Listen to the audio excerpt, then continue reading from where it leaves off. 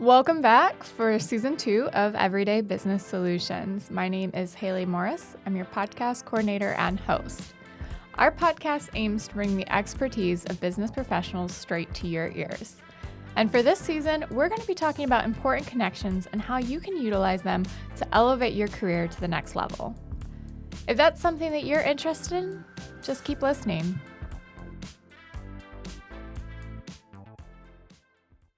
Hello, everyone, and welcome back to Everyday Business Solutions. My name is Haley Morris, and I'm your podcast coordinator and host, as always. And this week for Everyday Business Solutions, we're going to be jumping in to talk more about leadership and how it ties into the role of sales, connecting to people, the influences that we have, and what it looks like for business leadership in the world today. So I have with me Todd Hendricks Jr. from Pioneer Industrial Solutions, and he's going to start by telling us more about himself and what he does with the company. So if you don't mind, Todd. Hi, well, I'm Todd Hendricks Jr. I'm the president at Pioneer Industrial Systems. We do design and build automation and robotics, and we help our customers, mostly manufacturers in the tire, plastics, consumer goods, doesn't really matter what industry. But basically, if they're making something, we help them make it better or faster or safer. Thank you for that. I know it's a little bit different than what we've done recently on our show. We've had a lot of people in like the consulting and coaching spaces, different creative, but just as a reminder, business stretches so far, and doing something I think it's awesome in the industrial space is also a huge part of our world. And of course, the influence of business stretches there as well. And so we've brought Todd on because he really knows about leadership and leading well. And so kind of going off of what you do, you're the president there at Pioneer Industrial. And so we're going to talk about what leadership means to you and what it means in the broader scope for your company. So if you don't mind. Yeah.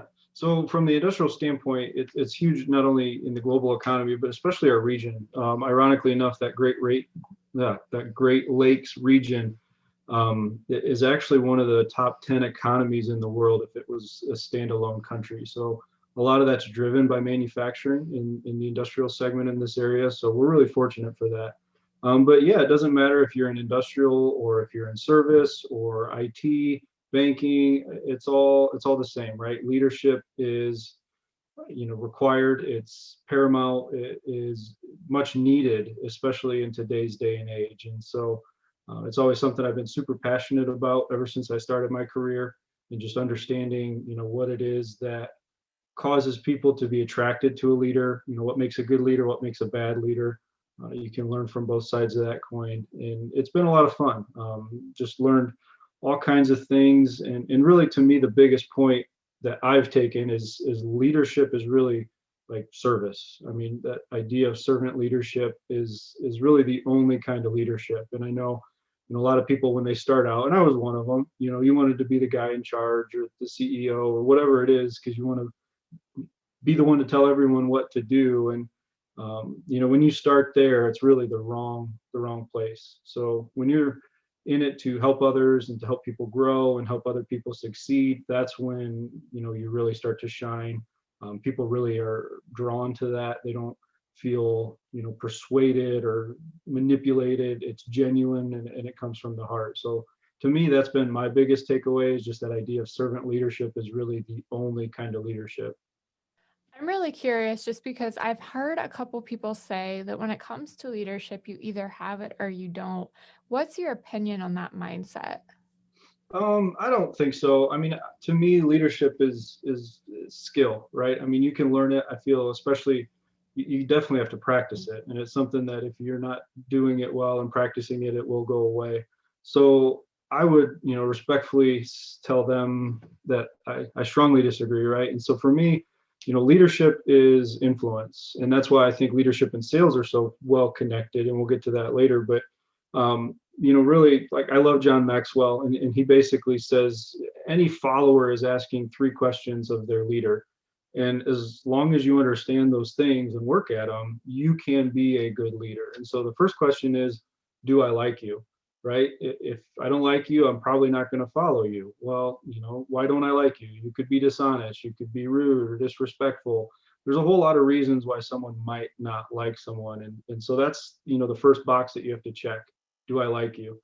Then do I trust you? That's even deeper. I may like you, but if I don't really trust you, I'm probably not going to follow you very far. And trust is something that just takes a lot of work, and you're constantly working at it. And whether you think you are or you aren't, you definitely are, in positive and negative ways. And so if I like you and I trust you, then the final thing is, well, how can you help me? And as long as you are identifying clearly and you are delivering on your promises, those are the three boxes that every leader needs to understand is do I like you? Do I trust you? And how can you help? Well, if you can successfully answer those questions, then people will follow you. And again, you don't need to have the title.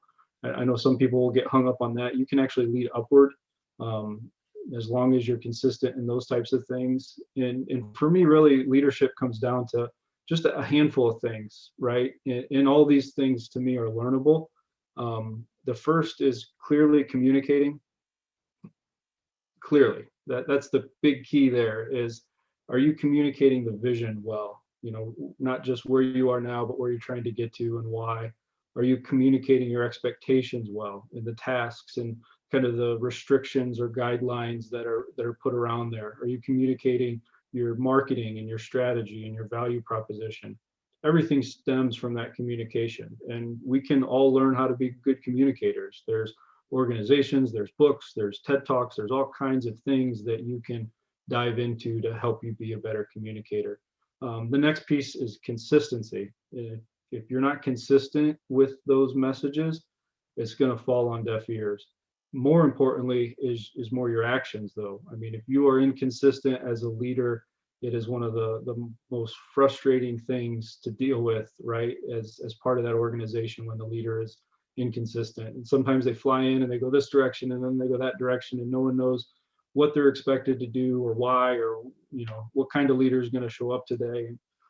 It's interesting. There's statistics out there that show that a significant portion, 70 to 80% of people would prefer a bad leader who is consistent over an inconsistent great leader. And there's a lot of power to that, which is ironic, because if you're inconsistent, you're probably not a great leader anyways. So those are two big things: is the communication and consistency. A couple more is working hard on the hard work. And what I mean by that is, everyone's watching you, the leader, to set that bar and what is required and expected. So if you're the one that's kind of slacking and not showing up and leaving early to go play or do whatever it is that you want to do, then your organization is going to reflect that. And really, you're going to be working on the things that only you can do. And so some of those things are, addressing conflict, holding people accountable, having hard conversations, right? I mean, those are some of the hardest work that leaders have to do, is have those difficult and uncomfortable conversations. But one of the big things I think you realize early on is that conflict's okay. And the more you can get that into your organization and the quicker, I think the better. I know Pat Lencioni has a book called The Advantage, and that whole book is just really summarized in one sentence, in that any business that can successfully manage conflict throughout their organization has a huge competitive advantage over all their competition. And so, think about it. If I'm a leader and I have a terrible idea, but no one has the ability or confidence to stand up to me and tell me, hey, boss, this is a terrible idea, that's not a great organization. And so I think that's one of the big things is, encouraging that openness, that communication, but really being okay to lean into conflict sometimes. So, and to me, the last thing then from a great leadership, so you got communicate clearly, you've got the consistency, you've got, you're working hard on the hard things. And it's really just self-awareness, right? If you can understand who you are as a leader, what makes you tick, what you're not good at, what you are good at, that's going to help you grow and build a great organization. And, if you've got a small team, you may not be able to hire around those areas that you're not good at. That's okay. I mean, you can outsource, you can just suck it up for a little while and get through it. And just communicate, hey, I'm not very good at this, ask for help, find people that are better at it. But if, you don't have that self-awareness piece, to me, you're just really the barrier. You will be kind of the bottleneck of your entire organization. And so that's one of the scary and best things about leadership is the organization will only be as good as its leader, which is scary, but it's also great because, I'm in control. I can work on myself and make myself better and, make the organization better. You mentioned like this idea of control at the end right there. And it makes me think some people want a leadership position because they want to control every aspect of what's going on. Mhm. But a great leader is actually doing the opposite. It's Yeah. like you said, they have that awareness to know when to step back. They have that trust and reliability with their team to let them get their work done. And that's what gives them control. The control is not with the team and the jobs and everything that's going on that makes that business operate. It's more of how much control do they have over how they lead in themselves and how they represent themselves that, sets that, I say that guide for how everybody else is going to operate throughout it. So it's very interesting. And as you were talking to, I was thinking of the leaders I've had in my life or the people I've known who stepped up Mhm. into leadership roles and just kind of looking at the different things like the consistency, for example, is a huge thing I believe in. Because you'll see in any aspect of life, if you have a lack of consistency, we like to be spontaneous, but if you have a Mhm. lack of consistency, then chaos seems to ensue. And there's a lot of unhappiness that builds around that, a lot of instability of like emotion and uncertainty and Oh yeah. that trust that we mentioned before, it quickly dissolves. So, Yeah, that's excellent. And I think your point too with the control is huge. Early on, exactly right. You want to be the one in charge so you can tell everyone what to do and you can be in control and your ideas are better. And the biggest shift is realizing that all that's garbage. You're not in control of anything or anyone. I mean, you're not even in control of your body, right? We all get sick and as much as we'd like not to. So really, the only thing you can control are your thoughts, kind of your actions, your words. And so that's the biggest piece. But to me, the defining characteristic of a great leader is someone who makes other leaders, right? You're developing people, you're growing them, you're teaching them other skills, other tactics, other methods to be a good leader. But as you look at the idea of building leaders and how to do all that, right? Delegation's brought up a lot. And a good leader delegates well. And that's totally true, right? Understanding, communicating clearly the task, the outcomes. But the best leaders don't just delegate tasks, they delegate the authority, they delegate the responsibility. And to me, the hardest thing is sometimes delegating that anxiety that comes along with it. Again, right? We all want to serve, we all want to protect and help. And sometimes that can be a little bit of a downfall as well. I'm going to delegate this task, but I don't delegate the responsibility. I don't delegate you any authority. And then I'm frustrated that it's not done. Well, it's not going to get done if you don't give them all the tools. And typically, the responsibility and authority is really what they need to get them to the next step of their leadership. And so, for me, looking at the different areas of the organization, it's developing them and giving them the ability to make those decisions, take those chances. But we also have the consequence piece of it, right? And so if you dive into it, you have the responsibility and authority. Some of that anxiety is going to come along with it. And I think when we try to shield people from that or downplay it or absorb all that, yes, we want to protect our people 100%, but really the most that we grow is when we're challenged, right? Just like your muscles, they're going to grow when they're stretched and pulled and torn a little bit. And not saying that you want to tear your people all the time, but it's that hard work that helps them kind of get through that and get to that next level. I would agree. I think one of the most memorable stories that stuck with me, and I'll kind of paraphrase it, was from a professor in college. And he told us a story about how he went to this apartment building in a different country, and the hallways and stairways and all of this communal space was so disgusting. And it's so like everybody literally just dumped their waste in there. But Mm. you'd go into an apartment itself where somebody lived and it was so well maintained, it was so enjoyable. And when he asked them why that was, they said, well, we don't own that.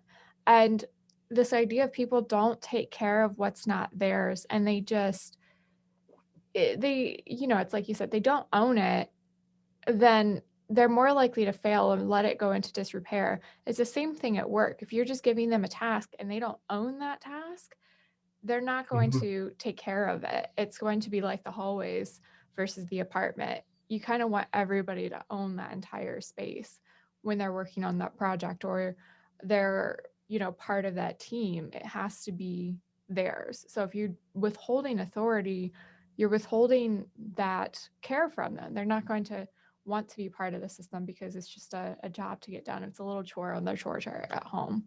So Yeah. No, that's a great analogy. I love that. yeah, one of my favorites. And I think too, going back to what you said with great leaders build great leaders, I got to record an episode not too long ago with some of the leaders that influenced me in college, and they were Mhm. my mentors coming into an academic fraternity.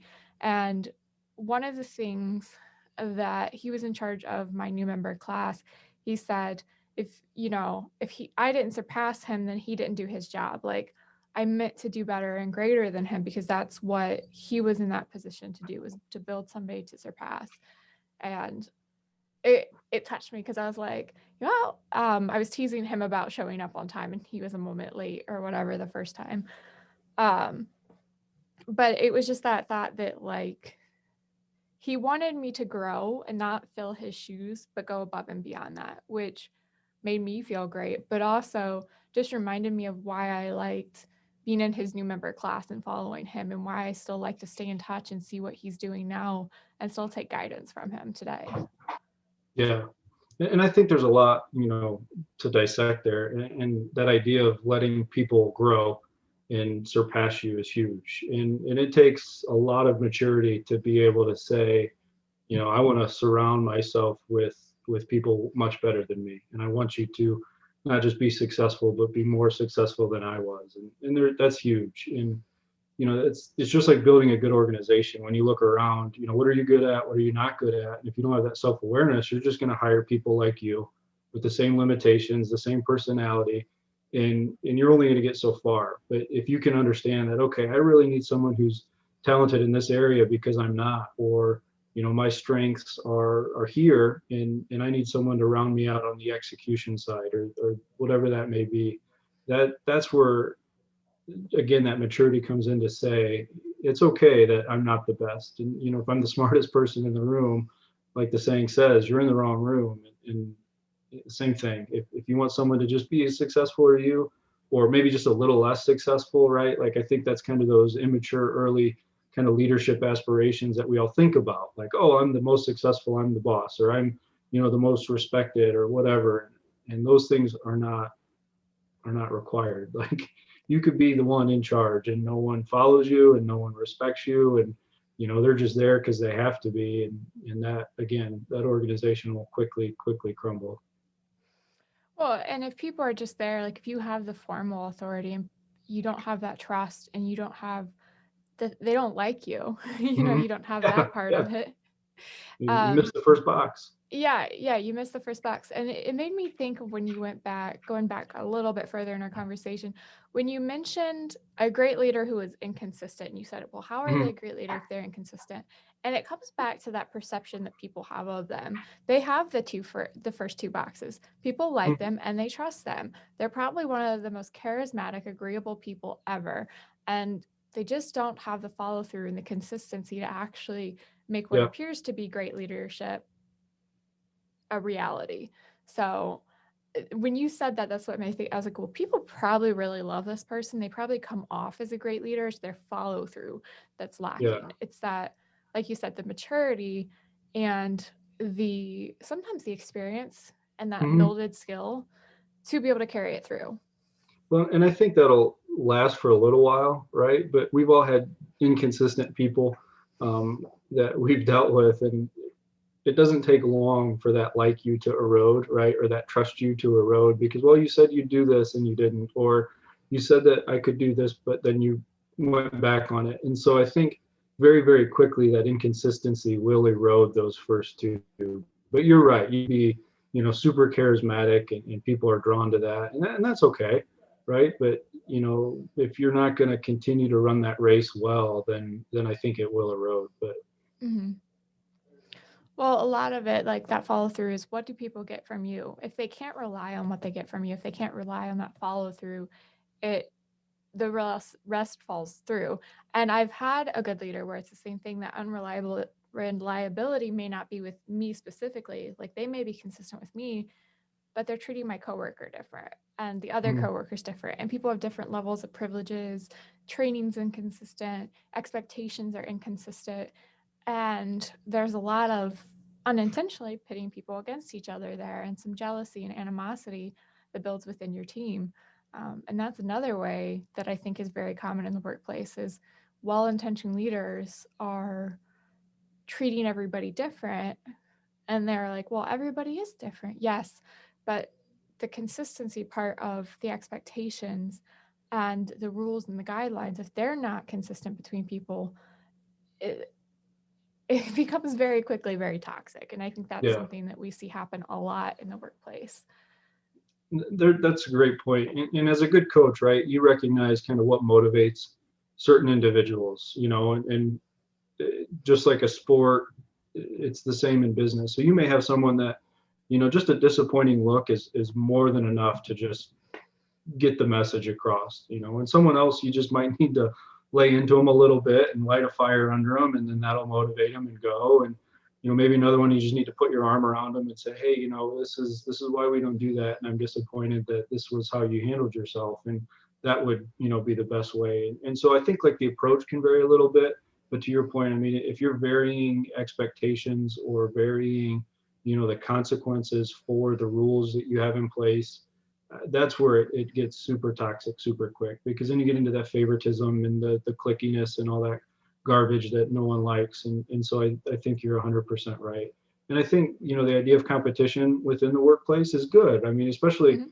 as you get into the sales point, it's easy to have a leaderboard, and some of those things are okay, but I think it can definitely be taken overboard to where the competition becomes unhealthy and it becomes toxic, and it's a, well, I'm going to do what's best for me, and I'm going to try to hurt the other person. You want to try to create a culture that, yeah, there's competition and there's some friendly rivalries there, but at the same time, we're going to work together, and if you need help on a deal, then I'll help you come in, or I'll help you, give you whatever it is that you need to close it, because at the end of the day, our organization will be better. There's a comic I love. I've sent it around our organization a couple times, but it's a rowboat, and there's two guys at the bottom end and two guys at the top, and there's a hole in the bottom of the boat, and it's filling up with water, and they've got their buckets, and the two guys are sitting at the top of the boat because it's tilted up now into the water, and they just make the comment, well, I'm glad the hole's not on our side of the boat. And for me, that's just a great illustration of like, okay, do you want the other department or that other salesman or whatever it is to fail? You're basically just poking holes in your own boat. And when we succeed, the tide raises, and when we fail together.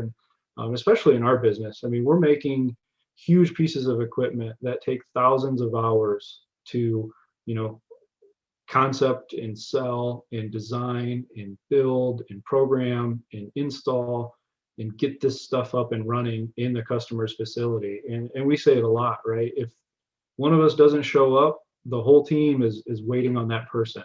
And if you don't deliver your piece and your piece on time, then it impacts the other pieces of the puzzle. And there's just a lot of disciplines and a lot of big expertise that comes into all these different things, and we all got to rely on each other for that. I don't know if you've heard, it's probably a religious story that my grandma, I think, has told me, but the story of the starving people with the long spoons. No, I haven't. And I don't, she tell it, like, I think, pretty sure she told it, but she told it best.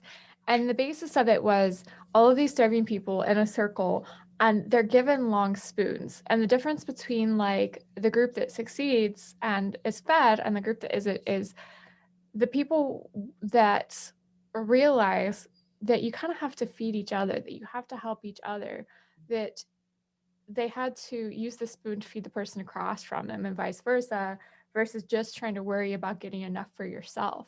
Because the people who were starving, like, I want the food, and didn't think about those around them and didn't figure out how can we work together to make this happen, were the people who continue to starve. Maybe they figured out how to get their spoon to them for a couple mouthfuls, but they didn't actually get what they needed from it, that it Yeah. was working together as that teamwork aspect. And of course, that's, I think, a little scaled back because we do see in the workplace where highly competitive environments that don't have that balance of teamwork in it, that people will succeed in the short term. They see their goals are realized, they're getting their sales, they're getting their commission, and short term they're doing well. They don't see that long term the company's going to falter because of it, and they're not going to do as well, or eventually they're going to start to sink because overall not enough sales are happening, or that person eventually wears themselves down. The team is got nothing to lean Yeah. on. So, in that story, we don't see like as much of the short-term success, but the whole thought is you can't feed the team if you don't actually work together. And like a lot of times it's those leaders who establish that expectation of how they get from point A to point B.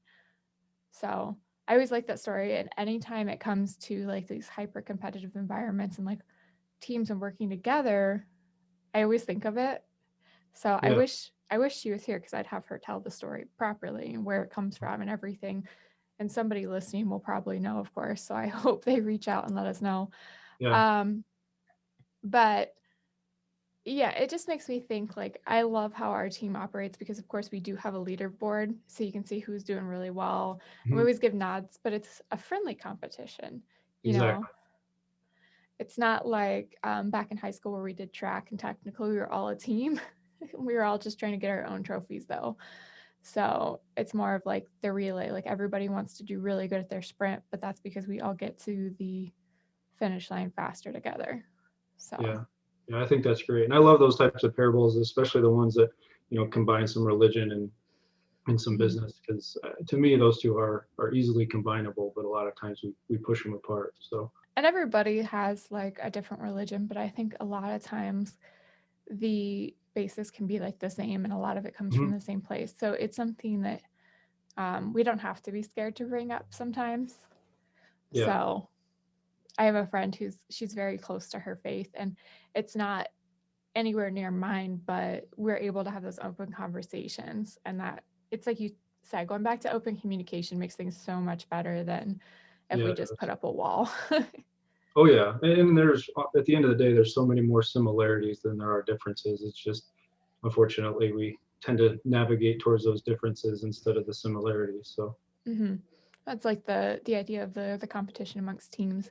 Some people I think have taken it to extreme and yeah. said, "Well, this is mine," and that has kind of been like mine needs to go further type of thing. Yep. Um, I know for a long time I had a really bad impression of like religion because I had a foster family that was like, you have to go to church and you have to do this, and very firm about their beliefs having to be what mine were. And it was very off putting. Like, if I didn't want to go to the church they picked out for me, I had to go clean the barn. Hmm.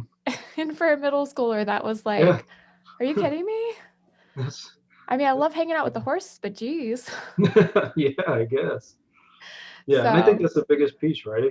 Can you be open-minded? Can you be open to that mhm. conflict? And conflict's not just, aggressive and against each other, but it's just difference of ideas. And well, I think this is the best way, and I think this is the best way, and let's, talk through that, and maybe we'll find a better way in the middle, and everyone will win. So I think that's a big piece of it. Mhm. I like jumping on calls just to get sometimes like that diverse opinion because I feel stunted. And sometimes I just need to talk out what's in my head, but sometimes I want to pull their ideas and it'll veer me completely away from my original idea. But the end result, that whatever that you're trying to get to for the project or for me, a lot of times it's a release post. It comes from collaborating with people who have a different mindset on it. So Yeah, all right, going back a little bit before we get too far along, you mentioned leadership and sales go hand in hand, and I'm a strong marketing person because I like to draw. And before that, I was pre med, and I'm introverted. So sales typically is not my strong suit. I want you to kind of explain more about what you mean tying sales and leadership together. yeah. So I think, there's a lot of misconceptions when you look at what sales and that type of thing is. And, Yeah, I know last year we spent a ton of time. We invested very heavily in marketing, and really it was the educational piece of understanding, what is marketing? Because we were naive. We just thought, oh, sales, marketing, same thing. Why is the salesman not marketing? Why is the marketing guy not doing sales? And really they're two totally different skill sets. But at the end of the day, they all have the same underlying piece, and really it's paralleled with leadership. And so what I meant was, I said earlier, leadership is influence. You're influencing people's behaviors, you're influencing their actions to all align according to the vision and mission of the organization to get somewhere that is different than where you are now. Well, sales is the same thing. Sales is influence, right? I'm influencing someone to buy a product, or to, take this service, or, order this dish at the restaurant, whatever that may be. You're selling your by using your influence. And marketing is very, very similar, right? Those three questions I asked earlier: do I like you? Do I trust you? And how can you help me? Those are also really great questions that every salesman should be able to answer. And one of the biggest things I learned is, when we look at marketing, and a lot of people talk about themselves, and here's what I do, and here's me, it's sad, but your customer doesn't care, right? They don't care anything about you. It's all, how can you help them? And that's the third question. So you got to be likable. You can't be a jerk. You got to be trustworthy. If you're unethical, you won't go far. But really, how can you help them is the biggest piece from a salesman and marketing perspective that you got to get across. And if you can't get that across, well, you're not going to be good at your job, whether it's selling or whether it's marketing. So that to me has been the biggest kind of parallel that I've found is, there you're growing the same types of skills. You're communicating clearly about who you are and how your product helps them. You're communicating clearly about the risks and benefits of what you offer. It's consistent. You're not just here and delivering a product and then just don't answer their phone call. You're not giving a product good one day and then giving them a bad product another. So those are all main pieces of the whole sales repertoire to say, yeah, here's your need. I understand you. I help people in this situation a lot. Here's how we do it. I know the risks if you don't, and here's the benefits if you do, and you're guiding them through that process. So, Donald Miller tells about it in his story brand book a lot, is you're the guide, and you're the guide as a leader too. I'm guiding the organization from here to there, and trying to get us all to a better place. So to me, that's kind of the parallels of sales and leadership, because they're both using influence to help others.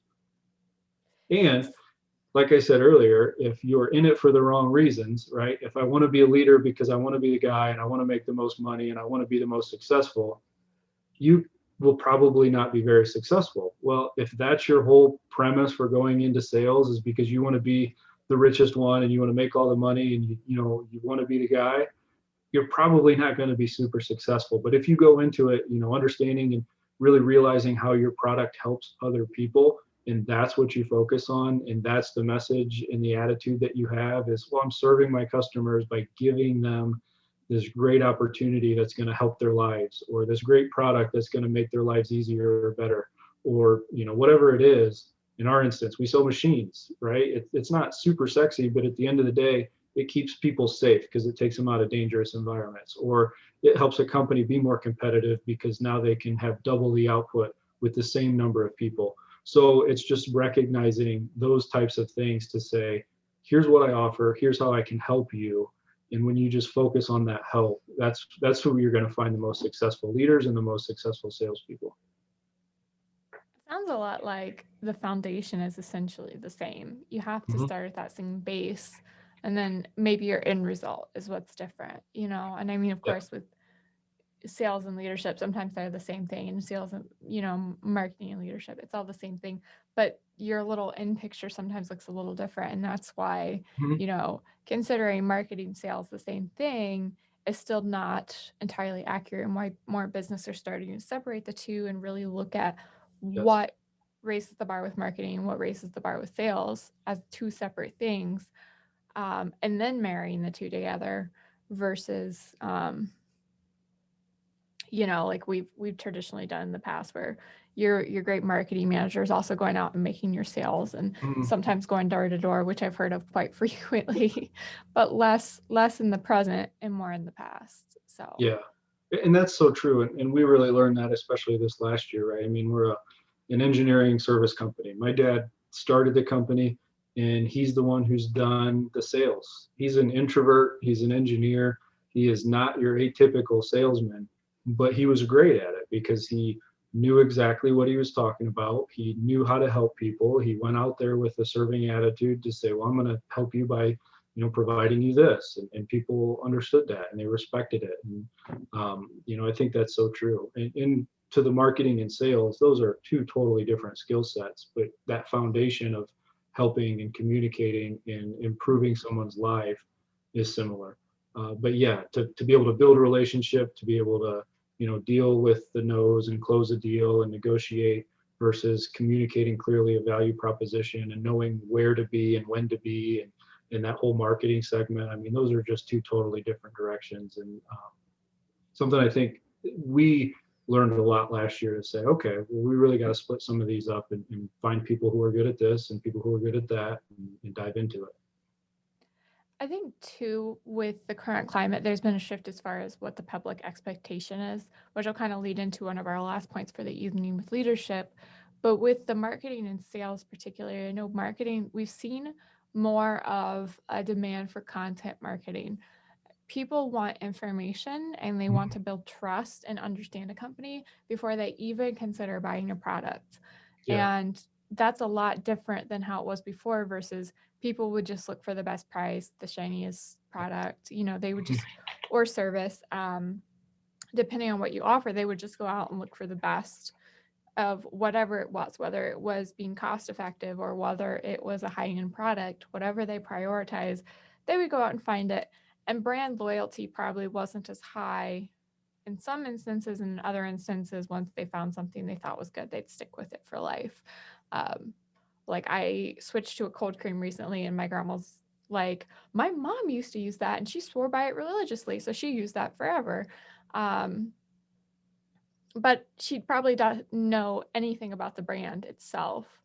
And today it tends to be the opposite. Whereas, like, you sell somebody you like their shoes, and they'll tell you the company's backstory.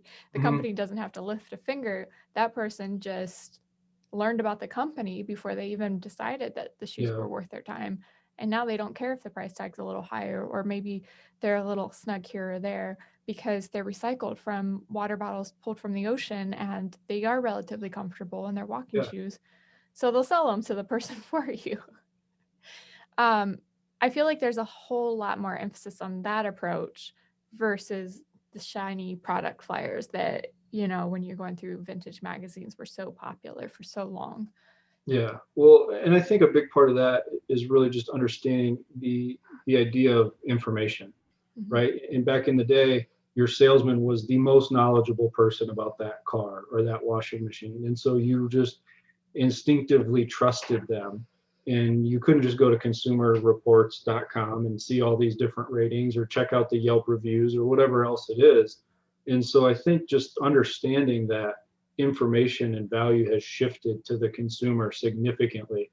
So you're right, people will research you, they'll research your competitor, they'll read all your reviews, and they are getting so much more information before they even go to the car lot or to the appliance store or wherever it is. And there's so much to remember with that, right? I mean, one of my favorite sayings is work as if your kids are watching, right? And there's so many things you can unpack with that. But the big message with all this tying it together is, like, your reputation in this internet age is so fast. If you do a good job and you serve people well and your product's reliable, people will talk about it. And like you said, right, they're going to tell their friends when they compliment them, oh yeah, I got this, and did you know they donate socks for everyone that you buy? That's awesome. That's huge. But at the same time, if you're garbage and you lie about what your product can do, or you don't serve them well, or you kind of change the price at the last minute, that negative reputation is just as fast, and it goes so much further than the positive one. I mean, not many people write positive reviews compared to having positive experiences, but the majority of people who have negative experiences are far, far more likely to write a negative review. So I think it's just that big shift in information. And I know when we talked the last time, the big piece was like the idea of the public perception of business and entrepreneurs, and it is shifting because I think you're starting to see people do a really good job at it, right? Because it's good business, but it's also just the right thing to do. And I think if you really just take advantage of that trust in that opportunity, not only just are you being a turd, but you're giving everyone else a horrible name, right? I mean, the used car salesman is a sleazy stereotype, but I know some really great car salesmen. They're fantastic people, they're super knowledgeable, they're completely honest, and they're great at their job, but they still fight against that terrible reputation that was, set how many years ago. And so it's something just to keep in mind. It's like, you're not just doing this for you, you're making everyone like you look bad. So just don't. I think too, speaking of car salesman, I just got a car. And so I just went through this process, and I worked with the same dealership for about 5.5 years. And I think a lot of it comes back to the leadership there too, because a lot of times that stereotype of the used car salesman come back from how management handles that team. Do they pit them against each other? It's a very like survival of the fittest type atmosphere sometimes. Mhm. And occasionally you still see that. Like my old dealership, I would still see that where they were really trying to get that sale and they were like desperate to it. And you knew it wasn't because they wanted to be, it was because they had to keep their job or to keep Yeah. getting enough money to sustain their family. Whereas where I ended up going, it was like you said, it was my sales guy is great. And he didn't even realize that he was going to be able to put me in a car until probably about an hour after a conversation, because I come in, I looked at one, it ended up not being able to be something I could get down in my price range. And he was super chill about it. And we just chatted. Being in a company surrounded by really great salespeople and people who know how to network, I'm starting to pick up a couple things. Um, and I like to just get to know people from the podcast and from their influence. And so we were just talking. We live in the same area. So can you hear that? Mm-mm. Okay, good. Sorry, the door is like on the other side of that wall, so I want to make sure we don't hear it. But going back, I was just getting to know the guy. He was just getting to know me. And at the end, he's like, well, you mentioned you just graduated like back in May. And I was like, yes. And he's like, well, let me go check something. He ended up finding a car that was in my budget. And to put it into perspective, I'm 24 years old, graduated like less than a year ago. I'm in my first job. I'm trying to save. And I was at a luxury dealership where I should not have been. I had no business being there. But I was looking at their used cars, and because a couple of those, they have some really good used cars. They usually are a little pickier with what they actually sell and bring onto the lot, as far as like reliability and things like that. So I was looking at one of their used cars, and I walked out with a brand new lease, um, because he just worked with me. And then once he realized like where I was at, he was able to be like, well, maybe we can. And he sorted it out. It was very low pressure. Like he didn't pressure me to want to take home the car, to test drive it. He just wanted to see if this fit that he thought was there is something I saw as well. And it was completely different experience than, when the leadership at a place says you have to sell or you can't be here, you Mhm. know. And in the end, Yeah. he probably sells a lot more because he has learned along the way to sit down and have those conversations and just get to know people. And maybe he doesn't sell every person, but he has more conversations because of it. Oh, I'm sure. Yeah. And So, that's, one of the balancing acts as leadership, right? Is to sustain the organization, you have to sell. From mhm. the analogy, I always like sales is like breathing. That last breath you took was really important, but it's not nearly as important as the next one.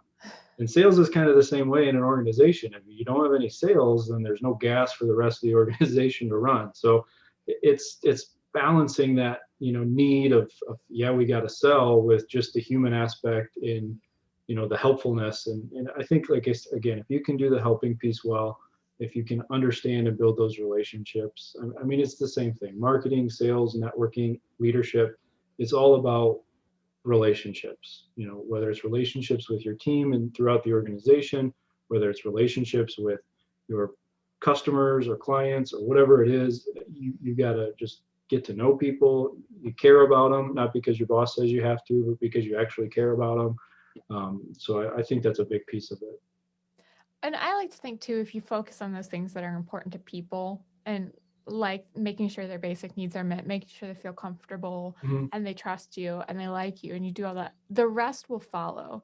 Oh Like I yeah. said, I I've tried to express to my brother a lot recently, like if he just focuses on being in the moment and meeting his basic needs and just enjoying each moment, the rest will follow because, he's dealing with some ups and downs emotionally. And it's for me just realizing, focusing on those moments, focusing on getting done what needs to get done, reprioritizing. So maybe I'm not constantly focused on trying to save for a house in a couple of years or trying to do this or that. But by prioritizing the things that are important to me emotionally and just getting myself in line, I have more time and it's a lot Mhm. easier to come back around to saving and to making that stuff happen. And, Yeah. I always say you get your ducks in a row and the rest will follow. Like I try not to get ahead of myself and I think it works or it's starting Yeah. to work. That's So, helpful. but it also helps with like we talked about the public perception of what's going on with our business leaders. If the business leaders are focusing on their people, focusing on great servant leadership and putting their ducks in a row where they should be versus just trying to force sales prematurely, then the rest will follow. The public image will follow. The sales will come naturally because it's a well operating machine, a machine full of like the human aspect, so to Mhm. speak. But Yeah, 100%. And then to that point, you understand kind of what you're selling and why you're selling it. And if you can get the right people in the organization, we talk about that a lot, the right people in the right seats. I mean, you have to really just dig into that real deep. And we could talk for a whole lot longer on that. But, as you put all those proper pieces in place and you just really take the time to care and you understand the value proposition, right? I mean, it's got to be a value proposition. No one ever wants to be in a job where they're just taking from their customers. So I think that's huge. mhm, it comes back to a good foundation. So, Yeah. all right. Yep. Well, I think this is a good place to start wrapping up. Did you have any advice or anything that you would like to leave our listeners with before we close out? Yeah, I do. Like I said, leadership is influence, and I think that's a really big piece of it. But I think that self-awareness piece is huge, not just with yourself, but like with your current climate. Like a good leader knows his organization and where they're at now and where they're going. But you also got to understand the economy and the what's going on. And right now it's January 2021. We're coming through COVID. We're coming through the crazy election. Um, for me, something that's been really powerful and that I really want to leave with the listeners is COVID and mental health as a leader is huge, but it's also impacting your team. And what I mean by that is, the CDC tracks these numbers every month. And so for the first 6 months of 2019, January through June of 2019, well before COVID was on anyone's radar, the average anxiety and depression symptoms was 6.5%. So out of their 10,000 surveyed people a month of the US workforce, every single month, the average was 6.5%. In June of 2020, that number was 31%. That's a huge, huge jump in what we're going through. During that same time period, the number of people that seriously considered suicide was 4.3 compared to 11. And so first, as a leader, we're going through a lot with cash flow and business and sales and COVID and open and close and all this other mess of stuff. So you really got to focus on yourself, your health, your family, your relationships, build that solid foundation personally, make sure that you are doing well. Because, like the airplane says, put your mask on, but you need to be considering your team next, right? And so just do the quick math. If you've got 100 people in your building, 31 of them might be experiencing anxiety and depression symptoms. And these are CDC numbers at the end of June 2020. Um, they've been taking it, I think, weekly now. But that's a big deal. And it's something we've got to recognize as leaders, that when people walk through the doors, there's a whole host of other things that they're leaving, or they're coming from, or they've got going on in the background, that we need to be understanding and respectful and helpful of. And again, you can't fill up a cup if yours is empty. So take care of yourself, your health, your well-being, but also look at your team, look at what your company and organization and people are going through, because it's been a crazy time. We've all got our stories, we've all got impact and stories, and people that we know that have been, personally impacted, or you've been personally affected, or whatever that looks like. I get it. And just know that you're not alone. There are people out there to help. Find the resources if you need them, but as a leader, help your community, help your organization be healthy, right? Mentally, financially, whatever that looks like. That's our stewardship role as the leader, is to make sure our people are okay. So it's a tough time. That would be my biggest leaving point, is, as leaders, we make a huge difference in everyone's lives. And our goal at our organization is that everyone who comes through our doors are better for it. And it's something that we take very, very seriously, to be in that leadership role. So hopefully you do as well. And I wish you all the best of luck. Well, thank you for that, Todd. I think that is an amazing note to end on. And thank you, everyone, for tuning in this week for another episode of Everyday Business Solutions. I hope you enjoyed it as much as I did, especially because Todd is just full of a lot of really great information and really helping us shape a good perception of leadership and a good future of great leaders. So thank you, Todd. Thank you, everyone, and have a great rest of your week.